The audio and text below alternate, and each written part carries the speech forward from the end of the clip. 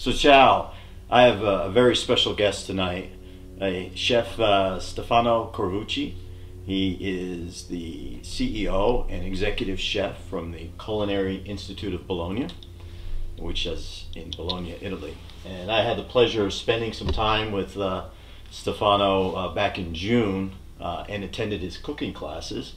And he was kind enough to pay me a visit here in the United States. And so I thought it would be a good opportunity for him to talk a little bit about Bologna, and we'll explore some of the foods and the wines. And so, welcome, Chef. Hello. Hello. Hi, everybody. We're going to order to some of the wines from the region. And I think I picked out this Lambrusco, which is really a classic wine from Emilia Romagna.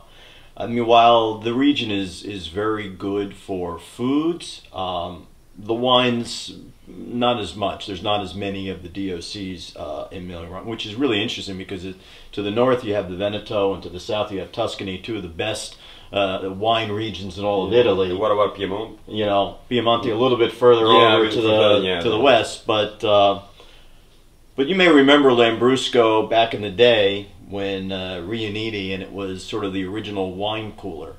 It is a sparkling wine. It is made from the Lambrusco grape, but over the years they've kind of gotten back to some of the more traditional production on it, and it's not as sweet and soda poppy as it used to be.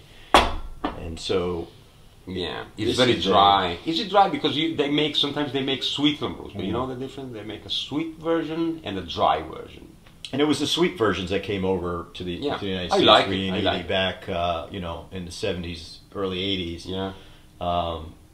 And it had more like a grape soda pop type of flavor and taste. But today there's a little bit much more mature. Yeah. You know the story of this wine? In Bologna, they still think that as this wine is sparkling, it's perfect for pairing together with the bollito misto, the mixed boiled pot, right? When we make a star, the meat, the leftovers, boiled for like 4 or 5 hours, are served as a main course with some coarse sea salt on top. That's it. Maybe we make some sauces on the side, the salsa verde, maybe you've heard about that. Mm-hmm. The frigione, that steam with onions and tomatoes.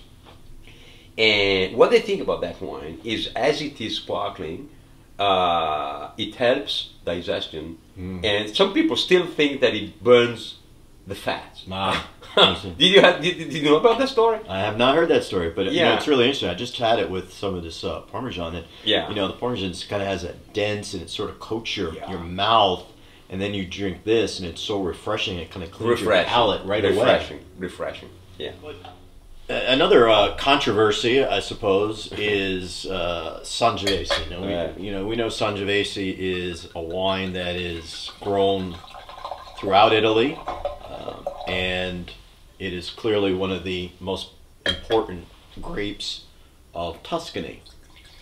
But there are some that believe that the grape itself actually originated in the slopes of the mountains in Emilia Romagna and made their way down to Tuscany. There's some talk that it may have even come over from Croatia. So Sangiovese is also a DOC in Emilia Romagna. This is the Sangiovese di Romana.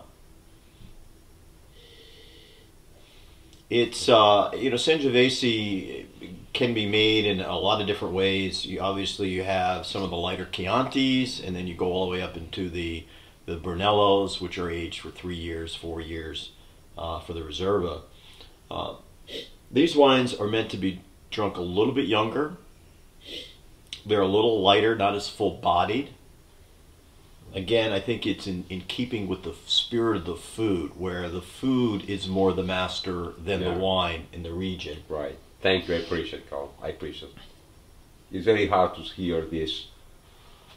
Yeah, and so we just make wine to complement the foods, and that I think is really and food is the complement of wine. The beauty of Italy, where they get that, and So we like the wines of Italy because there's so many different varieties, so many different styles. You have the reds, you have the whites, and you have so many different foods. And it's really a lot easier to pair up the wines because they kind of come already made, food friendly. Now, we're going to drink a California wine later, with some steak. I can't wait. I can't wait. You'll see the difference. And American steak and California wine. That's a match. But you know, I have to tell you, it's a little bit more challenging to find the foods that can go with the California reds. You know, because they're so big, they're so powerful, they're so fruity.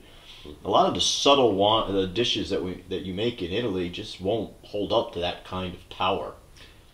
Well, I wanted to thank everybody for joining us tonight. Thank you. And I will have to tell you, there's one thing about Italian wines, and you don't have to be Italian to enjoy Italian wines. Yeah, absolutely.